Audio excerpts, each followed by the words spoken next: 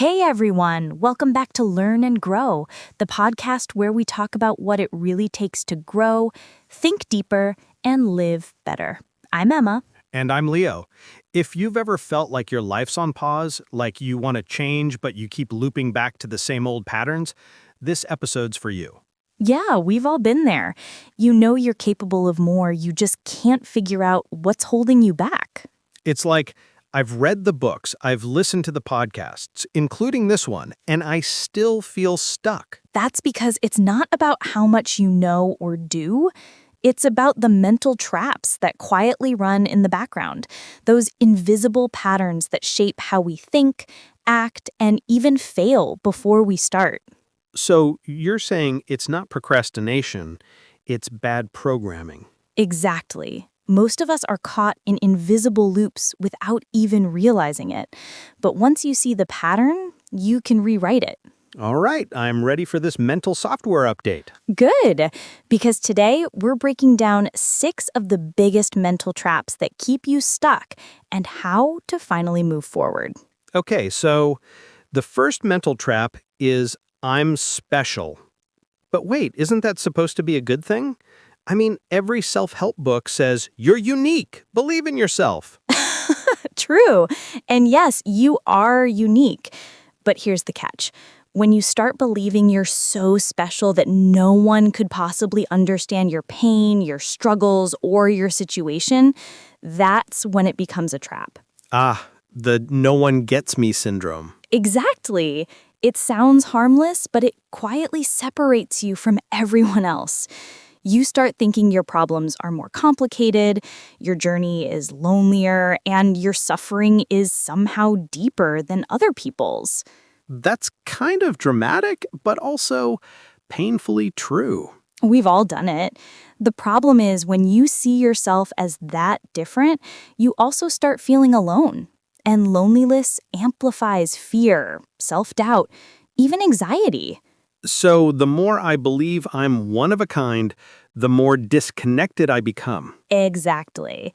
Here's the paradox. When you realize you're not that special, you actually feel less alone. You see that pain, fear, and uncertainty are part of being human, not personal punishments from the universe. That's interesting. So it's like realizing my struggle isn't unique makes it easier to get through. Right. When you know you're not the only one walking through the storm, you find strength in connection. It's not about being special. It's about being human. And humans survive together. Okay, that's humbling. So, step 1, stop acting like the main character in a tragic movie. Exactly.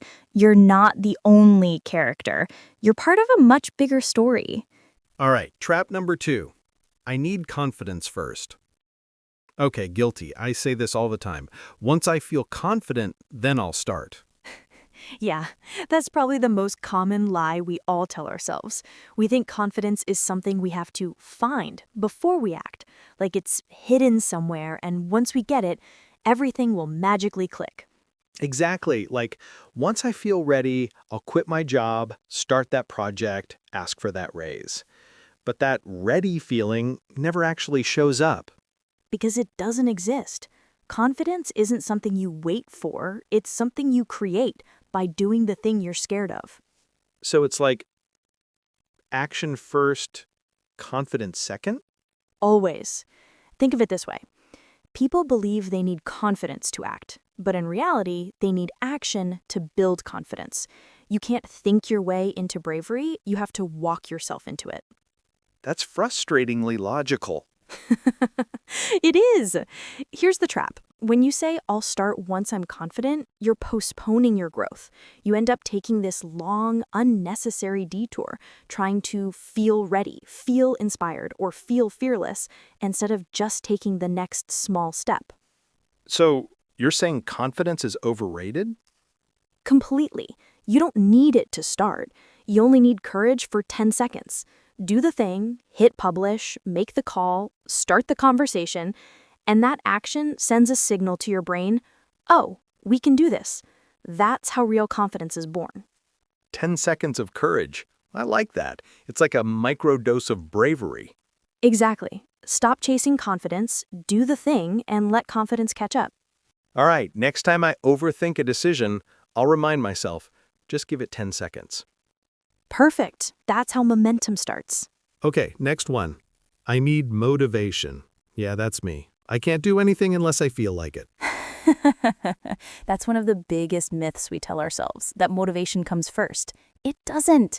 Motivation is unreliable. It's like that friend who only shows up when it's convenient. So true. Some mornings, I wake up and think, today's the day I change my life. And then 2 hours later, I'm watching cat videos. Exactly. Motivation gives you that temporary high, but it fades fast. And if you build your habits on motivation, you'll only do things when you're in the mood. So what's the alternative? Caffeine and chaos? The alternative is discipline. Motivation says, I'll work out when I feel inspired. Discipline says, I'll work out because it's Tuesday. Ouch. That one hit hard. Think about the people who always show up at work, at the gym, wherever. They're not necessarily motivated all the time. They've just decided this is who they are. It's identity-based. I'm someone who keeps promises to myself. So it's not about the mood, it's about the identity. Exactly. It's like brushing your teeth. You don't need motivation for that, right? You just do it because it's part of who you are. And the gym thing makes sense too. I never want to go, but I've never once regretted going. That's the secret. You act first, and motivation shows up later. Most people get it backwards. They wait for motivation to start, when really starting is what creates motivation. So the cure for no motivation is just movement. Exactly. Move first, feel later. Motivation isn't the spark, it's the smoke that comes after the fire's already lit. That's good. You should put that on a t-shirt. Only if you promise to wear it to the gym. Deal. But I'll probably need some motivation for that. Start walking. It'll find you on the way. All right. Trap number 4. I'm a victim. That one sounds heavy. Yeah, it's a big one. And I don't mean victim as in nothing bad ever happened to me. I mean the mindset. When you start to see the world as something that's happening to you instead of something you have influence over. Right, like that everything's out to get me feeling. Exactly. When you live in that headspace, you stop noticing your own power. You start reacting instead of responding. And here's the thing. People can feel that energy on you. You mean like physically sense it? In a way, yes. There was a fascinating study done in New York City years ago. Researchers filmed random people walking down the street, then showed the footage to a group of convicted felons, career criminals. And they asked them, who would you target? Oh, wow. I can already feel this getting creepy. Yeah, but it's so interesting because these criminals independently picked the same people. They weren't looking at fashion or body type. They looked at how people moved. So like posture, stride, that kind of thing? Exactly. The ones they picked as easy targets had certain patterns. Small steps, shoulders hunched, head down, kind of shrinking into themselves. Some even walked too fast, almost chaotically. No awareness of their surroundings. Basically, they gave off I'm not in control vibes. Yes, but here's the twist. The people who walked with a calm, steady pace, who carried themselves with presence and awareness, they were never chosen because they gave off a completely different message. I am not your prey. That's wild. You're saying body language literally tells the world how to treat us. Exactly. When you see yourself as powerless, it leaks through your posture, your tone, your energy. And the world, consciously or not, mirrors that back to you. So this isn't just about safety, it's about energy. Right. The prey mindset isn't only about danger. It shows up in relationships, in work, in the way you set boundaries. If you walk through life expecting to be attacked, ignored, or overlooked, you'll unconsciously act in ways that invite it. Okay, that's both empowering and terrifying. True. But here's the good part. Once you see it, you can change it. you can start showing up with a different kind of presence. When you walk into a room, lift your head, take your space, meet people's eyes. You don't need to be aggressive, just self-possessed. So it's not fake it till you make it. It's more like own it till you become it. Exactly. You are nobody's prey. And the moment you stop identifying as a victim, the world stops treating you like one. All right, trap number 5. I'm a fearful person. Okay, I'm definitely guilty of this one. I've said things like, I'm just not brave, or I'm the anxious type, more times than I can count. You're not alone. But here's the truth. Fear itself isn't the problem. The real trap is when you start to identify with it, when you start labeling yourself as a fearful person, instead of just saying, I'm feeling fear right now. So like turning a temporary emotion into a permanent identity? Exactly. Fear is supposed to move through you, not move in with you. It's an emotion, not your personality. When you let fear become your label, it quietly builds a home in your head. And from there, it starts decorating, rearranging your decisions, your confidence, your future. That's a scary visual, fear buying furniture in my brain. But it's true, right? We start to plan our lives around fear. I can't try that. What if I fail? What if I embarrass myself? And before we know it, fear is calling the shots. So how do you kick it out? Because fear is pretty good at pretending it's protecting you. That's the tricky part. Fear is useful. It keeps you alive. It tells you, don't touch the hot stove, look both ways before crossing the street. But it's not meant to run your life. So how do you tell the difference between fear that protects you and fear that limits you? Ask one simple question. Is this fear keeping me safe or keeping me small? That's good. If it's keeping you safe, listen to it. But if it's keeping you small, thank it for showing up and then move forward anyway. Because courage isn't the absence of fear, it's the choice to move with it. That's powerful. So being brave doesn't mean not feeling scared. It just means not giving fear the final vote. Exactly. Let fear sit in the passenger seat if it has to, but never let it drive. I like that. Fear can ride along, but it doesn't get to touch the wheel. Perfectly said. All right, our last one. I need to heal before I move on. That sounds reasonable, though. Don't we need to be fully healed before starting something new? It sounds reasonable, but that belief keeps a lot of people stuck.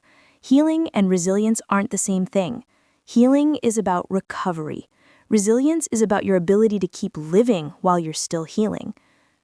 So it's not either or, it's both and? Exactly. A lot of people wait for the pain to disappear before they allow themselves to move forward. But sometimes healing doesn't mean erasing what happened.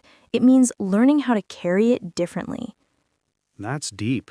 So you're saying I can still build even if I'm not fixed? Absolutely. Think about a scar. It's a mark that shows you've healed, but it also means you survived. If you spend your life trying to go back to who you were before the pain, you'll miss who you're meant to become after it. Wow, that hits. I've definitely tried to go back to the old me before things went wrong. We all do, but resilience isn't about going back, it's about moving forward, stronger and wiser. And here's something powerful. The more challenges you face, the faster your recovery gets. You start to learn your own bounce-back rhythm. So resilience isn't toughness, it's flexibility. Exactly. Toughness resists pain. Resilience absorbs it and then transforms it into strength. That's beautiful. So maybe we don't need to wait until we're ready. We just need to start walking again. Yes, you don't need to be healed to live. You just need to be willing to live through the healing. That might be the most important thing we've said today. Then it's a good place to pause. You know, after talking through all these, it's kind of wild how invisible these traps are. Like, they're not loud. They're just there, quietly running your life without you noticing. Yeah, that's the thing about mental traps. They're not dramatic, they're subtle. But once you can name them, you can catch them. And the moment you catch them, They lose their power. So just to recap, Trap 1, stop thinking you're so special that no one understands you. Trap 2, stop waiting to feel confident. Trap 3, stop waiting to feel motivated. Trap 4, stop acting like prey. Trap 5, stop labeling yourself as fearful. And Trap 6, stop waiting to heal before you live. Perfect summary. If you notice, every single one of those has the same pattern: waiting. We wait to feel ready, healed, motivated, fearless, perfect. But life isn't waiting. The longer we postpone living, the heavier it feels to start again. That's true. The real antidote to being stuck is movement. Even the smallest step breaks the pattern. Exactly. And I think the question we all need to ask is, am I living in my head or am I living my life? Because thinking about change isn't the same as changing. Man, that one hits. If you take anything from today, let it be this: you don't need to be confident, motivated, fearless, or healed to begin. You just need to begin. And once you do, life starts meeting you halfway. That's such a you thing to say. Calm, wise, slightly intimidating. I'll take that as a compliment. It is. So wherever you're listening from, maybe today's the day you stop waiting. And start living. Thanks for spending your time with us today. If this episode resonated with you, share it with someone who might need a reminder that they're not stuck. They're just one choice away from movement. Until next time, keep learning, keep growing, and keep showing up for your life.